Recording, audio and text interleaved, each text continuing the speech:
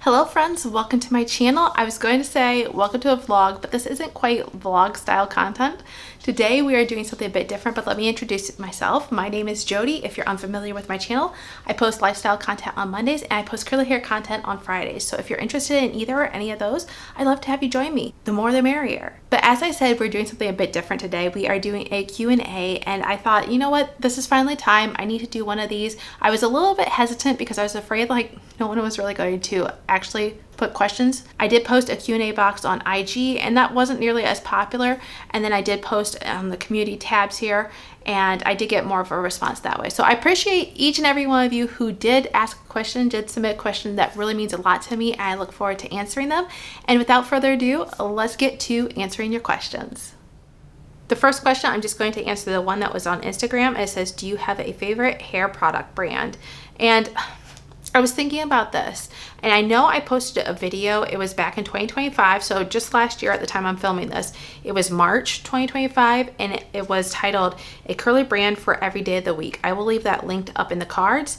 Before that, basically I go through my favorite top brands. And usually part of the criteria for that I had made was that I like to have things that I like to wash my hair with and things I also like to style my hair with from that same brand. So those were my qualifications. Now, one that is not on there that I'm thinking that I should add on to that is Joico. And the reason it's not on there is because I hadn't tried it at that time that I filmed that video, but I have really been enjoying that brand recently. So that's my most recent favorite brand, I would say. I haven't tried a ton of their products, but I definitely have shampoo and conditioner that I love. And then I also have, I'll leave that video linked as well in the cards where I, reviewed that brand. So I love the shampoo and conditioner. It was like the Defy Damage shampoo and conditioner. And then I love a mix of their stylers. So I had from the Curls Like Us, the cream. And then I had their Harder Hold Gel, the Joy Gel. And then I also had, I think it was called like the Joy Whip Mousse or Foam. And so I love that combination of all of those. I like some of them like singled out or paired out a little bit differently as well. The only product that I'm not as thrilled with, and I've said this before, is like the gel, but paired all together with 3 of those stylers, I still love it that way. Moving on to the questions that I gotten off of my YouTube community post, one person asked, I'd like any suggestions for refreshing on non-wash days. I've tried different refresh products and they just don't work for me. My hair is fine and soft and seems to look good only on wash days. Washing every day is too drying and is supposed to be not good for your hair. Those refresh sprays make my hair look stringy and feel gross, and misting with plain water is just as good, if not better. I'm assuming she means better than the refresh sprays. And I would agree with you on that one. But here's the thing. I don't really refresh. If you know me, I've said on my channel plenty of times, I don't really refresh my hair. If I would go in with a refresh, my suggestion would be to just go in, as you said, with a little bit of water. Start out with that. And maybe just see if you can touch up or redefine your curls or just kind of reactivate whatever holding product you had, whether that was gel or a mousse. Sometimes those can be reactivated with a little water and sometimes they can't, but that's what I would start out with. My personal way of what I call a refreshing, what I do to touch up my curls each and every day and sometimes several times throughout the day, is hairspray. I use the Tresemme, the Ultra Extra Hold hairspray. I'll put a picture of it here on the screen somewhere so you can see what I'm talking about. And honestly, if my hair is starting to feel limp, if I see some extra frizz forming, anything like that, I will just go in with that hairspray. Does it by day 4 start to feel a little build up? Yes, it does. But that's why I make sure I've really cleansed my hair and I don't have any issues. I personally like it. And because my hair is more fine and tends to be more, like prone to over moisturization, especially in the summertime, I like that hairspray gives my hair some grit, which allows my hair to have some texture to my curls, which allows my curls to stay in their shape and form longer. And I like the drying alcohol in there because it can suck up some of the extra moisture that can just weigh my hair down. The other recommendation I would have for you is to just don't worry about it. Your hair isn't going to look the same on day 1 as it is on day 2, day 3, and however long you go till your next wash day. I know sometimes that's hard to swallow, like it doesn't feel right, like you want the curls to look as good as they can, but it's just not a reality. And when my hair gets to the point where I don't care how it looks, or if it's just bugging me being down around my face and everything like that, but if specifically when you're talking about refreshes, if my hair gets to the point where I don't like how it looks as far as frizz or just droopy or limp curls, things like that, then I just pull it up in whatever way you want. You can do something simple, start out simple and just do some little like side pull-ups here. I do that all the time. It gets it away from my face and then it's not bothering me as much. Or you can do like a half up style or just a ponytail or a messy bun. Those are my favorite go-to ways of pulling up my hair. I really don't do anything extravagant. I don't think you need to do anything extravagant. But you know, if you like to play around with different hairstyles, I'd recommend trying something like that as well. But it can be simple if you want it to be. I'm sorry I don't have a magic solution for a refresh product or anything like that, or a specific technique, but those are just my recommendations, just being what I think is a realistic outlook on refreshing your hair or lack thereof. Next question is a really difficult one. This person asked, all-time favorite shampoo, conditioner, stylers, and tools. Did you ever straighten your curls? Okay, the first part is more difficult than the second part. Let me start with the second part of the question first, because that's a little bit easier. First of all, I'm going to start out by saying this is going to start answering another question I believe is on here. I'm not 100% sure. I think someone asked me my curly journey. And I'm going to start by that. I know I'm going a little bit out of order of who's asked what, but my curly journey, I've had curly hair my entire life, and I've worn it curly my entire life. I didn't straighten my hair till I'm trying to think. I was out of high school before I started straightening my hair. I think I got my first hair straightener maybe in my early 20s, and from that point on I would straighten my hair usually a couple times a year. Now honestly, it has been a little over a year since I straightened my hair. I had intended to do it this winter and it just didn't work out with filming or when I felt like it, things like that. Also too, I had a very strong shedding season this past fall, and I was like, oh, I don't want to straighten my hair because my hair does tend to look a little bit more thin and sparse when it is straightened. And so I was like, I just don't feel confident straightening it right now. So like I said, it's been over a year. I generally do it a couple times a year, but not all that often. And do I have a favorite product for that? I tend to use the John Frieda Super Skinny Serum just to kind of like smooth things down, gloss things over, but I've been experimenting. And to be truthfully honest, I haven't liked what I've experimented with. It's just that John Frieda serum is a little bit more pricey than I'd like to pay. And I just was wondering if something could give me a little bit more body and volume as well. And so I haven't found the perfect thing for that. But moving on to my absolute favorite products like shampoos, conditioners, and stylers, I do favorites every year. I do them at the end of the year in December. I go through my top 10 favorites of each category basically. And I know that's probably not exactly what you're looking for. You want something exactly pinpointed down. Have you seen my stash? If you haven't, it's a lot. And I've tried a lot of products that aren't even in my stash anymore, but generally my favorites are still in my stash. But to try to narrow it down to one single one is very, very, very difficult.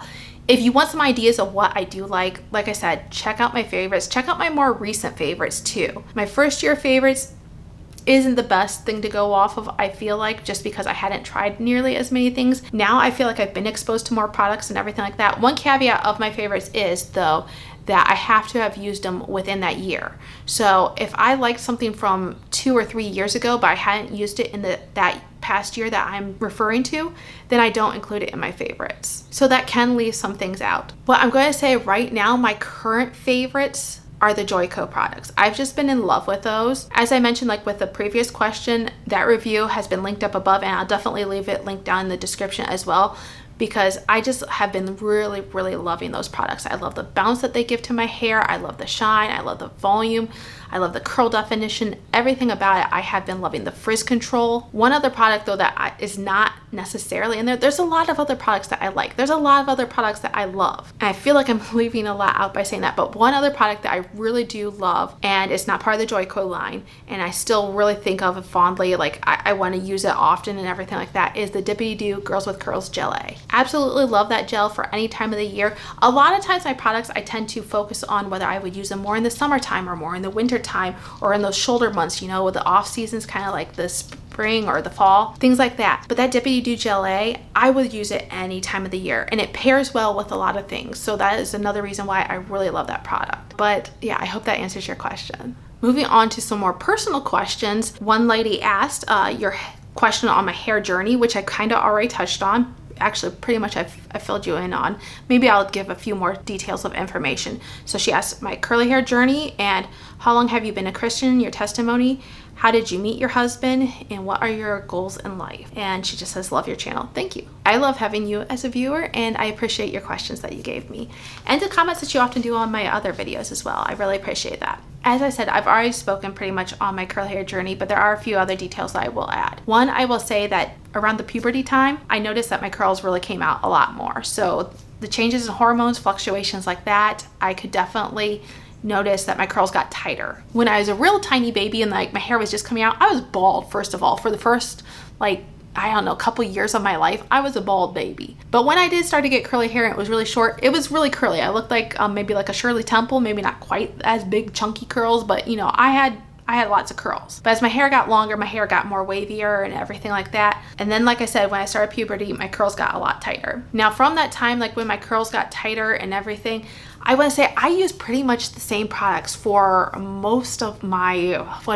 teens and early 20s. I didn't really experiment much until I started my channel. That's when I started experimenting a whole lot more with my hair. And I've done a routine on revisiting my old hair journey. I will leave that, once again, if I have room in the cards, I'll leave that linked in the cards, and I will also leave that link down below. It's kind of an older video of mine, but basically I tried to replicate my old routine. And in that, I would use the Aussie Hair Insurance leave-in conditioner. I used a Garnier Fructis spray gel, which I don't care for anymore. And I also used this Sexy Curly Mousse, I think it was. I'm not sure if I had that name completely correct. And back then, I didn't diffuse my hair either. I didn't know about diffusers, and I just knew like blow drying my hair wasn't really a great option for my curls.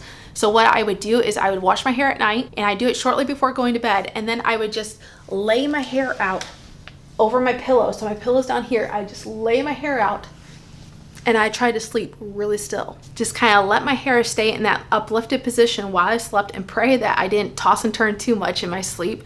And that was how I dried my hair. I can't say that that's highly recommended, and now I still love diffusing far more than that routine ever was, but yeah, that's how I did my hair for a good portion of my life. And then, like I said, I started my channel. I think you're pretty aware then of how my journey progressed from there. If not, go back and watch a lot of videos. It's kind of embarrassing, some of my older videos though. Like the quality is not that good. That's probably what I'll say for these videos, maybe 5-10 years from now too. So, you know, you guys start from somewhere, I guess.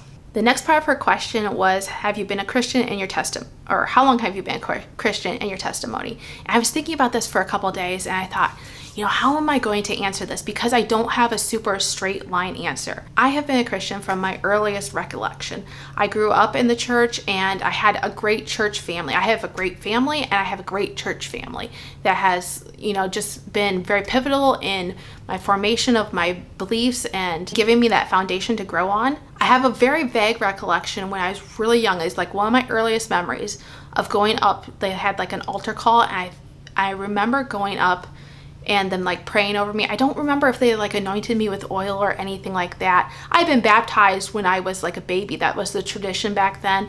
I have not been rebaptized, and this may be a little controversial. Everybody do what you feel is best, but since I've never had a strong like rebellious period where I feel like I've stepped away and abandoned my Christian faith, I've never felt like I was called to rebaptize. Now, that's not to say that I haven't had periods where I felt closer to the Lord or periods where I've made some significant mistakes. There have definitely been those. Another one of my earliest memories of my faith and everything like that, there was a couple instances, a couple things that had to do with family members. And I remember as a young child just praying for those specific things that no one else knew about. And I just, at that time, you know, sometimes it's easier when you're really young to have that simple childlike faith. You're not as well acquainted with the ways of the world, shall I say, and the doubts just don't build as easily. Well, anyways, like I said, there was a couple things that I prayed for family members, and no one else knew about. My parents didn't even know about. I didn't talk with them about it.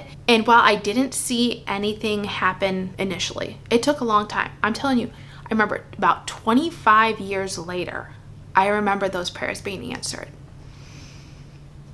And I thought, oh my goodness, the Lord heard me back then, and he didn't give up on those prayers. It just had to happen in his time. So that's really touching. It's really reassuring when like there's things I'm going through now and I'm praying about and just, you know, unleashing my heart to the Lord for and everything like that.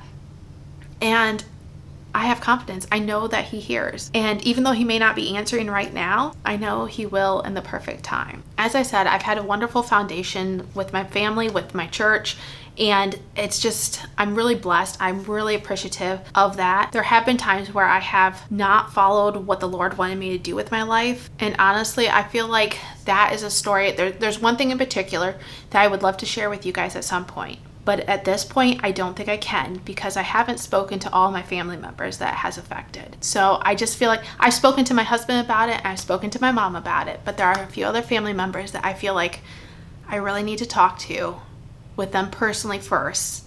And those are just hard conversations to have, because sometimes those that are closest to you, it's the hardest to have those kind of conversations. Gosh darn it, I don't want to cry, okay?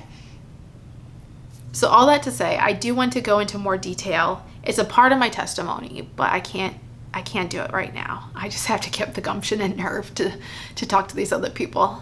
Another thing I do want to touch on though for my testimony, it has to do with around the COVID time, the virus area. I know a lot of people were afraid of the virus. And I personally was not one of those that was fearful of the virus. One, I was young enough, healthy enough, and I wasn't concerned super about how it would affect me physically, but also too, being a Christian, I know where I'm going. If things do turn bad, with the virus, I knew where I was going. So for myself, more of my concerns were seeing where our country was going. I was concerned with just the overall political environment and everything like that. And at one point, I was so caught up in the politics of things. I'm not going to go into specifics. I'm not going to go into super details. That's not what my channel is about. But I will say I was so caught up in the politics of things, and the Lord had to remind me in a very painful way sometimes.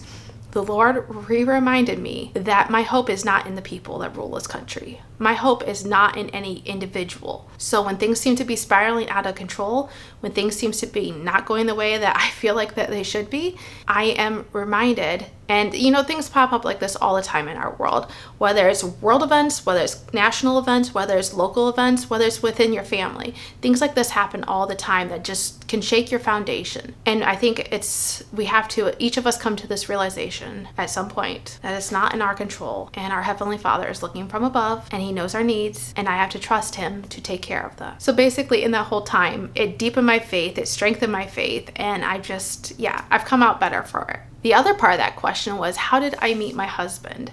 I met my husband through my job. It's a part-time job now, but at the time it was a full-time job. And so I initially just enjoyed talking with him and didn't think anything of it necessarily. But the more I talked with him, the more I realized I really enjoyed talking to him.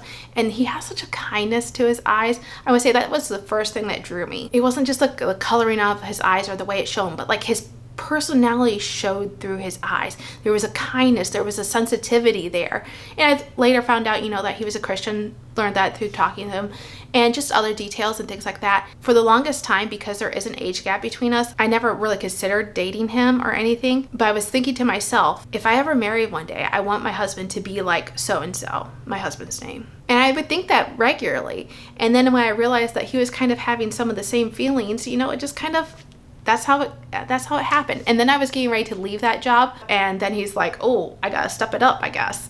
And so he finally asked for my number, and we exchanged numbers, talked for a while, and then we just started dating. So, and the last part of our question is, what are your goals in life? And my goals in life are, one, I would like to continue to see this channel grow. I'd like to see it reach more people. I'd like to see my viewership increase. I would like to see it become more profitable, because honestly, it's really like a part-time job. If I'm being, what do I want to say?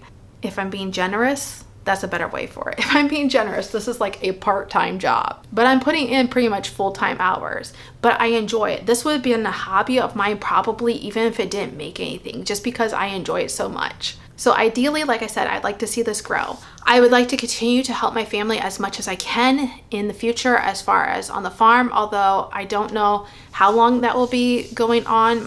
My uncle is kind of pushing for a retirement date when he reaches a certain age, and my dad's a little bit older than him, and my dad won't be able to do it on his own. I'm pretty sure of that at that point. So I'm not quite sure what the farm life holds for itself. Ideally too, my goal in all, it's kind of tied to that, kind of tied to my family, kind of tied to the farm life. But even if farming doesn't pan out in the long run for me, which I don't see how I could do it physically on my own. I've had these talks with my dad. At one point I was like, yes, I want to continue on with the farming, I want to carry it on, but my youngest uncle isn't interested in that, and although he's closer to my age, that's why I thought for a while maybe I can make it work that way.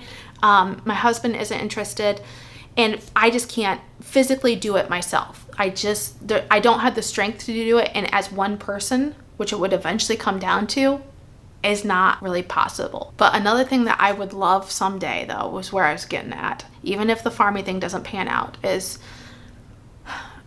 I'm feeling very vulnerable saying this on camera, but I've said this actually to my friends and family plenty of times in person, so I don't know why I feel so vulnerable. I would love, love, love to one day be able to move to my grandma's place. She's there now. I'm happy she's there. I want her to stay there as long as she can. Although she would be happy to switch us houses, but it's my goal. It's my dream. It's not necessarily my husband's dream.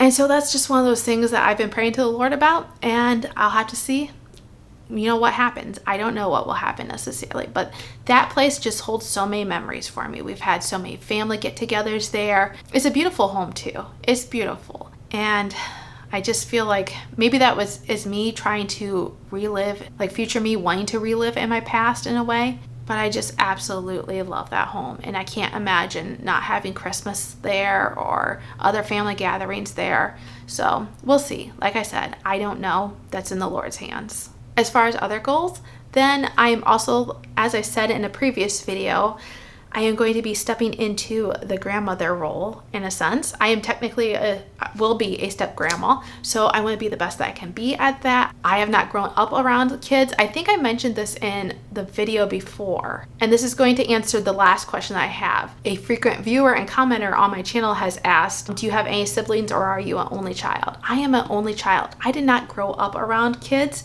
so stepping into this like grandmother-like role is just going to be very different for me. But I'm excited about, meeting this little one. Being called grandma, I don't know. I feel like I'm too young for that. I think I'm going to go by the title JoJo though, so it's not like the kid's gonna be yelling, hey, granny. I don't think. I hope not. But who knows? By the time the kid can talk like that, I'll probably have built such a relationship with the child that I won't care. It'll just be like, hey, yeah, whatever, I hope that's how it goes. But yeah, I'm looking forward to that and just seeing how that relationship builds and develops and everything. So it'll be something new, something interesting. All right, I think that answers all the questions. And if you guys have any more, maybe I will save them for a future Q&A. I enjoy doing this and I would like to maybe do them once or twice a year. I think that would be kind of nice, kind of fun, something a little bit different, change of pace. But until I see you again in the next video, have a great day. Bye, friends.